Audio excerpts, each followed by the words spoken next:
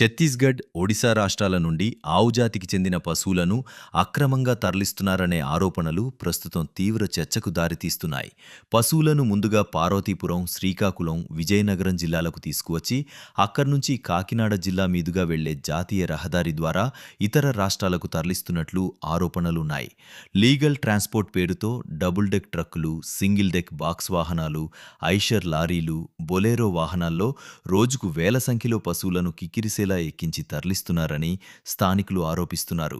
ప్రయాణ సమయంలో పశువులకు తాగునీరు, మేత, వైద్య సదుపాయాలు కూడా కల్పించటం లేదని చెబుతున్నారు.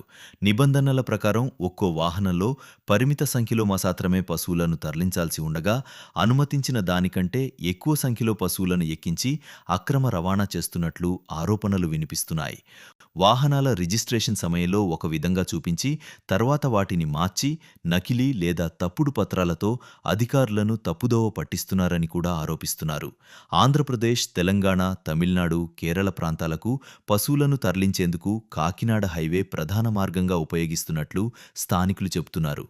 రైతుల పశువులని చెబుతూ అవసరమైన పత్రాలు లేకుండానే తరలిస్తున్నారనే ఆరోపణలు కూడా వ్యక్తమవుతున్నాయి. ఈ ఆరోపణలపై సమగ్ర దర్యాప్తు జరిపి అక్రమాలకు పాల్పడుతున్న వారిపై చట్టపరమైన చర్యలు తీసుకోవాలని, అలాగే మూగజీవాలను రక్షించాలని స్థానికులు, జంతు సంరక్షణ కార్యకర్తలు రాష్ట్ర ప్రభుత్వాన్ని కోరుతున్నారు. ఈ అంశంపై మీ అభిప్రాయం ఏమిటి? కామెంట్ చేసి తెలియజేయండి. ఇలాంటి తాజా వార్తల కోసం మా ఛానల్ను సబ్స్క్రైబ్ చేయండి.